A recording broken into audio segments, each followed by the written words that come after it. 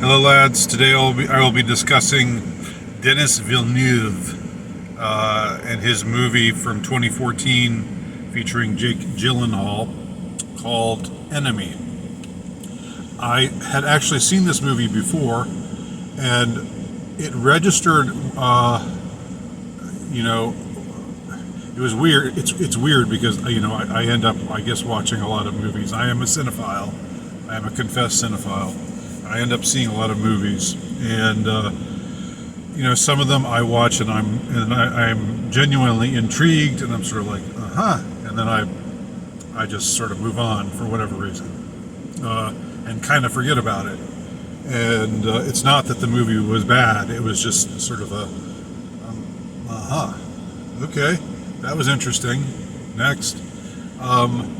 For some reason, that was my response to Enemy the first time I saw it.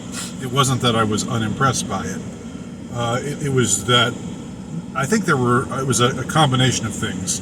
It was the fact that I didn't exactly get it. It's definitely a puzzling movie, and I think it's not like a totally open-ended movie.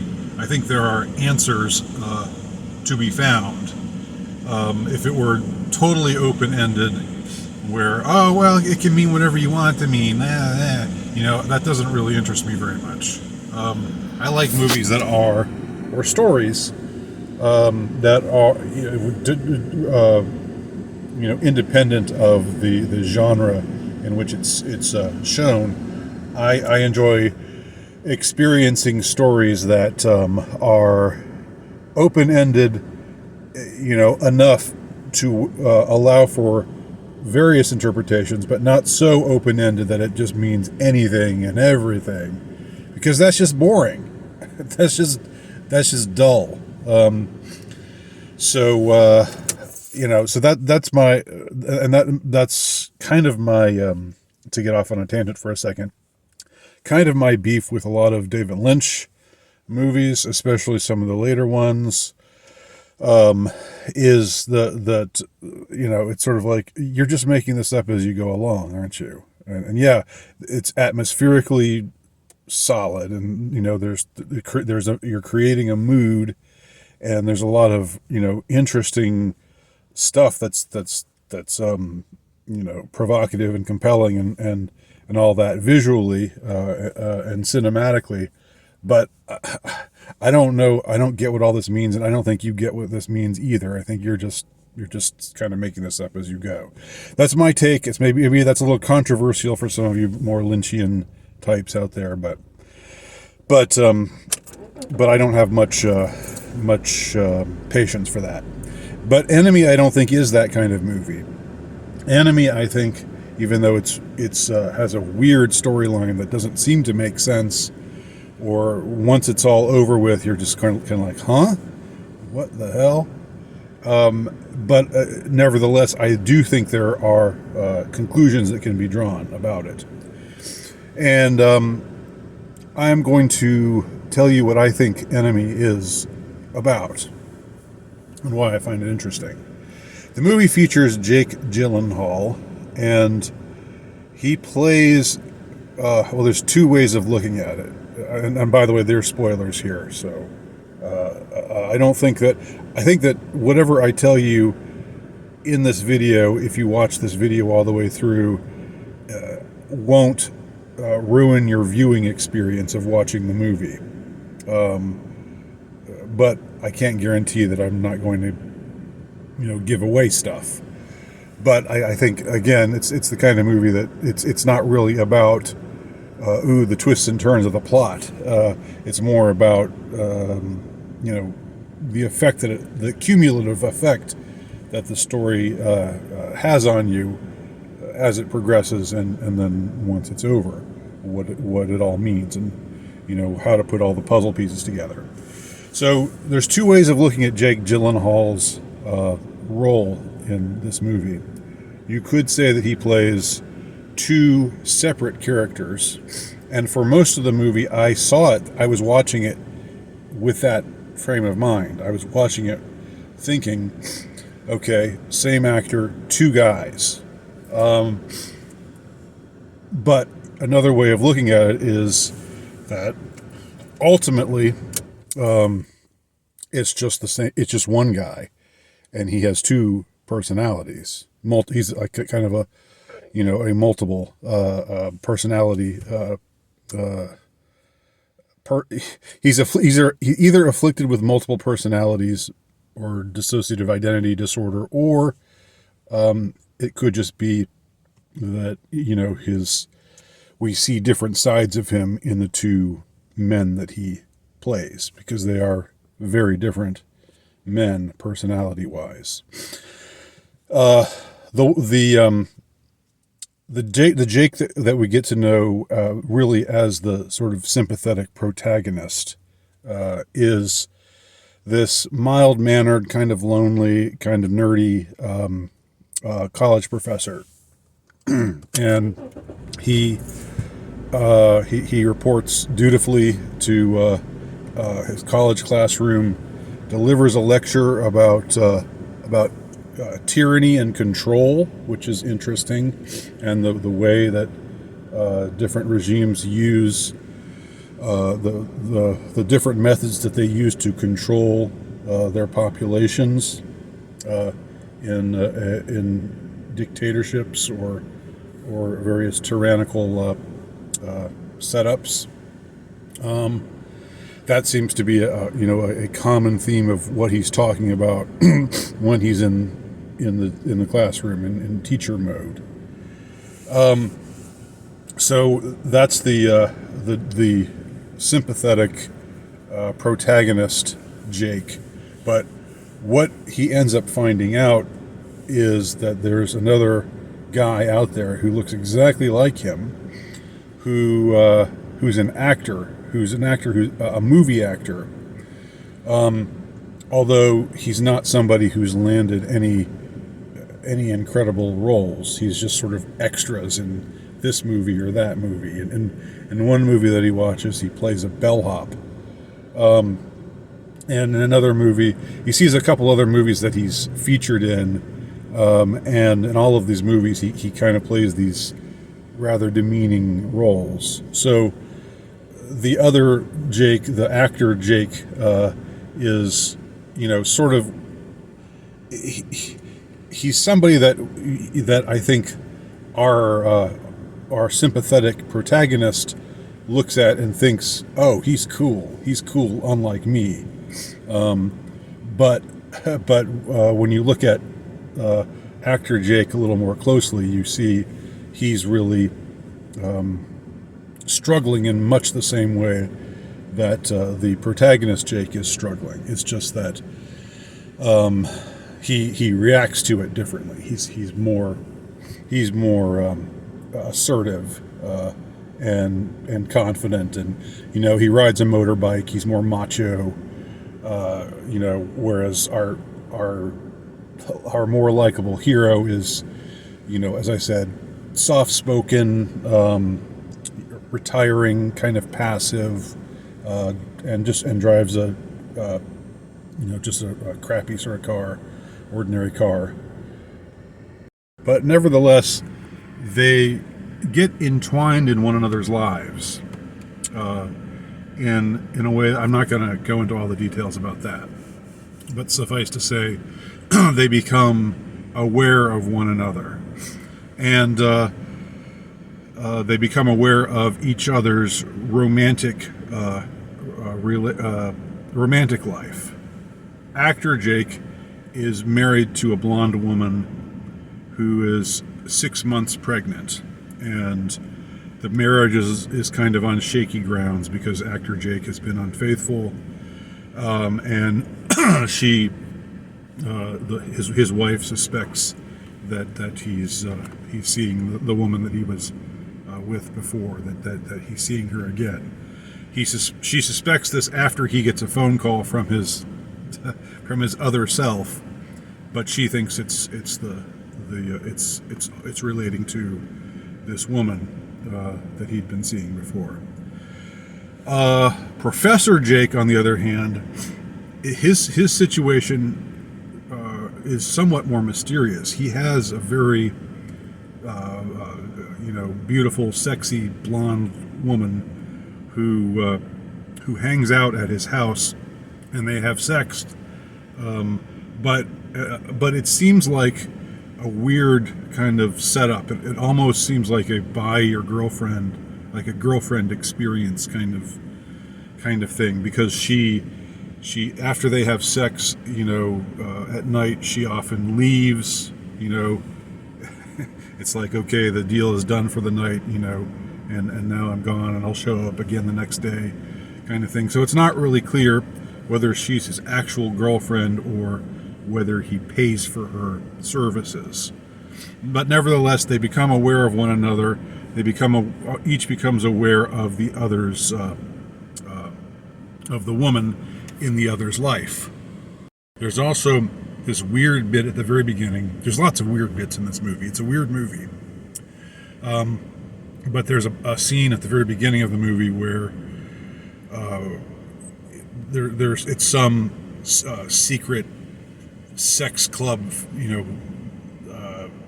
kind of display of arachnid fetishism, where some naked woman is there, and she makes orgasm sounds. It's not clear what's going on there, whether she's just pleasuring herself or what. And then she walks out and with a golden tray and takes off the top of the tray, and a tarantula climbs out, and she smushes the tarantula. I think that's what happens. That's what I heard happens in that scene. I'm not remembering the smushing part. But anyway, there's some weird fetish going on involving spiders, or tarantulas, I guess, aren't technically spiders, but arachnids, creepy crawly things. And there's a bunch of men there watching this sort of elegantly presented fetish show. They're sitting in the dark. So that somehow fits into the picture. There's a few scenes of the cityscape of Toronto where this movie takes place. I don't think the city itself is all that important, but it's mentioned that it's Toronto. And in one scene, just like where we see the skyline, there seems to be this big like shadow of a enormous spider all of a sudden, but it just comes and goes, and you're like, what? Why was that there? But it continues with the spider motif. So teacher Jake has an overbearing mother, played by Isabella Rossellini of Blue Velvet fame. And she's always calling him and sort of lecturing him and about how he needs to be living in a nicer house, and this is no way to live, and she's making she wants to cook for him, and she just wants to sort of dominate his life. She seems to be widowed. There's no father figure in the picture, but Jake is very much, in her thrall. He can't. She bosses him around, and he can't really. He doesn't really have the gumption to say no to her. So he just lets her talk to him like he's a child. Now, the climax of the movie is when the two men switch places, where, at the instigation of actor Jake, because actor Jake has gotten it in his mind that the other guy, teacher Jake, is actually the one who impregnated his wife, and so there's a funny scene where he practices in front of a mirror, practices saying these lines. Hey, did you sleep with my wife? In a la Tony Pesci's character. Joe Pesci. Joe Pesci's character in Raging Bull. So he accuses her of sleeping with his wife, impregnating her, and he says, "Now I'm going to take your girl." So that'll make us square. So he goes on a date with the other guy's girl. The teacher Jake gives up his mysterious blonde girlfriend slash escort he relinquishes her to actor Jake, and then actor Jake is they're starting to have sex, and then she says, "No, there's a ring on your finger. What's that ring doing on your finger? And what's that mark on your hand?" So something in him, something that she sees in him freaks her out, and that stops them from being able to have coitus with one another. Meantime, and things spin disastrously out of control in that plot line. But in the meanwhile, teacher Jake, who the other Jake's girlfriend or wife actually came around and saw him, visited him in his teaching environs, and took him in and was mystified, but also intrigued to see him there, to see this other man who closely resembles her husband, but who seems to have a totally different personality. Seems like a much nicer guy, and doesn't drive a cool motorcycle. Isn't a douche, essentially. She sees him in this other environment, and he's with her on that same night, and it's strongly suggested that she recognizes him for who he is. And she wants him to stay. So they end up having sex, even though she's 6 months pregnant. It can be done, believe me. For those not in the know, it can be done.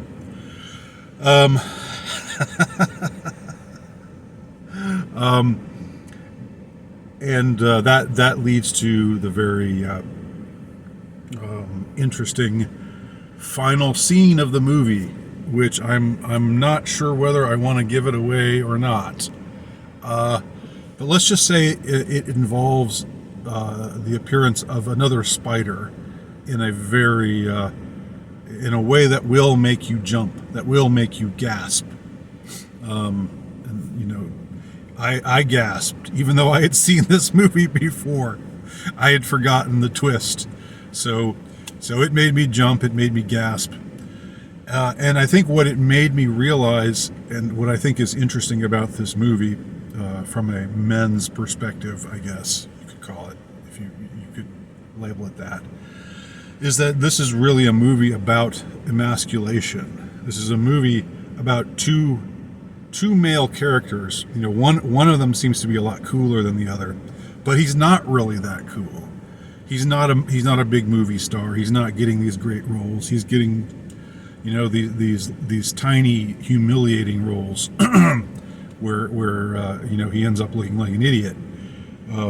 Playing things like a stupid bellhop in a bellhop's costume and stuff. While a glamorous woman walks in, he's just doing mincing around as a bellhop, and in a couple other roles like that. So he's emasculated by his work life. Teacher Jake is emasculated by the again, like I said, the presence of his mother in his life, and his strange relationship again with this blonde woman who he doesn't really appear to have that much of a relationship with. But ultimately, in the end, there's this image of the spider that keeps reappearing and reappearing and reappearing. And I think what it ultimately boils down to, the female as Spider, the female as a Black Widow, which, as if you didn't know this, it's somewhat notorious in the insect or in the arachnid kingdom, because the Black Widow spider, after mating and after becoming impregnated with its babies, it devours its mate. The female devours the male because obviously she has no more use for him. He's served his purpose, and now she can just take care of him. And there's something she could just ingest him and move on with her life with her Black Widow babies. So there's something in all of that going on here in this movie that I think is interesting, and I recommend it. It's a little artsy. It's a little, like I said, it's a little abstruse. The plot's kind of weird. It's not always easy to piece together what's happening. What I've told you is my interpretation. I've read some people with some other interpretations, but I think I'm right, and I think if you watch the movie, you'll agree. And if you have seen the movie, let me know below and let me know what you think. Thanks for watching.